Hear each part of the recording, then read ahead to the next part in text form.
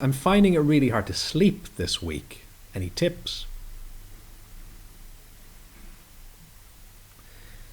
So sleep is a big topic, and again, there'll be some individual difference here. It depends on what's happening, why you're not sleeping, any underlying conditions.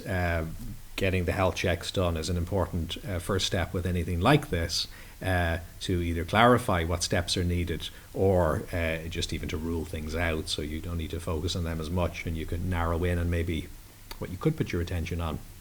But some general tips, I suppose, when it comes to sleep. One is not trying too hard. I think from all the sleep work I do with clients or doing workshops on it, the kind of themes and topics that typically come up for people is that very often a frustration sets in, which is entirely understandable, but it's counterproductive because we end up trying to sleep, putting tension in, and that tension kind of wards off sleep. Essentially, we're creating pressure. So it's annoying because you kind of don't want to give up on sleep because you kind of feel you need it. So therefore you find yourself putting effort in, but then the effort creates tension, and then the tension stops you from sleeping. So what is useful is just simply stopping and kind of having a bit of a contract with your mind and body where you go, okay, going to bed, looking after myself generally, I'm going to look after that. However, mind and body, the sleep part's your business. And, having a bit of a vote of confidence in your system. This is the same system that, looks after your health generally. It's a very capable system. So giving it that space is helpful, but you need to follow through on that commitment. So that means it's a holistic thing.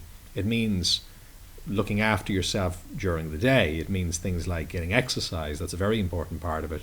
It means eating well to some extent, or at very least not eating poorly and heavily just before you go to sleep, things like that. Trying to wind down a little bit earlier in the day if possible. And of course, if you live in the real world, there's going to be maybe kids screaming and shouting and things that need to get done and stuff. That's totally okay and understandable. But at very least, winding down where possible. Having even just a few minutes of breathing space, if not a few hours. And quality, if not quantity.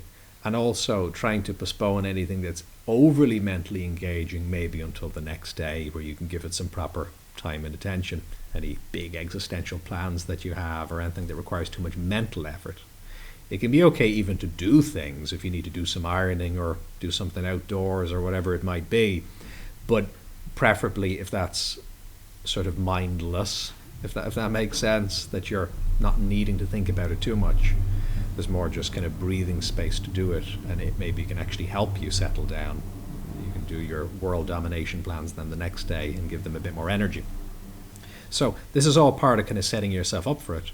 So by the time you're going to bed then, hopefully there's already a little bit more breathing space. The mind doesn't need to be as active, and there's room then to hopefully fall asleep a little bit more easily, to sleep a bit more deeply as appropriate, and then to wake up at the appropriate time feeling a bit more refreshed and energized.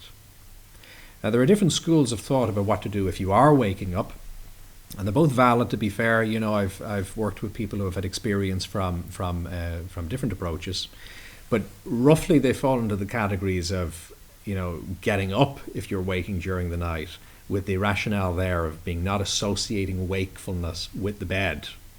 So there's advantages to that, getting up and just maybe leaving the room. However, the other approach says, no, in a way that's sort of giving in, not in an adversarial way, but you're better off actually conditioning yourself to go to bed and to just sleep. But the key is, if you're lying there, is not to be applying pressure to yourself to sleep. Instead, it's doing your bit, the contract I mentioned of going to bed. But then, whether you sleep or not, saying, well, I'm resting, that's my part done. And then just trusting your system to do what it needs to as it needs to, which may take some time. It may be that you need to find your balance over a series of nights or as time goes by. So you can go either direction with this, and if in doubt, feel free to experiment, and of course do get proper support, particularly if it's affecting you in any meaningful way. And putting together a sleep program around this is generally what you want, where you're testing it, you're finding what's happening, and you're adapting the approach as need be as time goes by. So you can go well with either way, but I think whichever approach you're taking, what's probably useful to do is to have this overall idea of look, nighttime is when rest happens and daytime is when I'm active. And if you're going to get in the habit of enforcing that, that's useful. So that means, as I say, not getting into too much complex stuff at night, not overloading your system, having a bit more breathing space. But it also means that you need to, if there were worries in your mind, if your mind was a bit active, maybe you do need to actually focus on those things, but at a better time. So in other words, during the next day. And usually that's best done stopping, sitting down, pen and paper in front of you or digital equivalent. Or you can just focus on it maybe in your mind if you want, although it can be helpful to externalize it. And the idea then is just to say, well, what might be on my mind that would disrupt sleep, but let me focus on it now during the waking hours where I can actually clarify it and address it. So the idea there is by the time you get to your night's sleep, you've kind of dealt with the key things. Because if you're so busy that stuff's just being pushed down, sometimes lying down is the moment then when it starts to surface.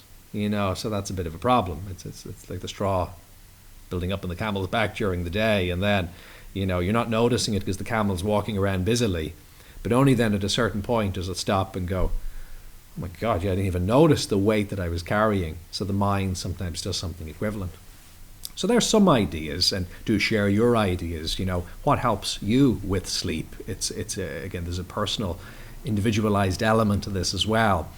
But being holistic, I think, is important here, because a lot of the time I think people look for the silver bullet, the one thing that fixes sleep. But sleep a lot of the time is more of an emergent thing. It's the result of a number of things working right, which at first can make it a bit more confusing to pinpoint what's happening.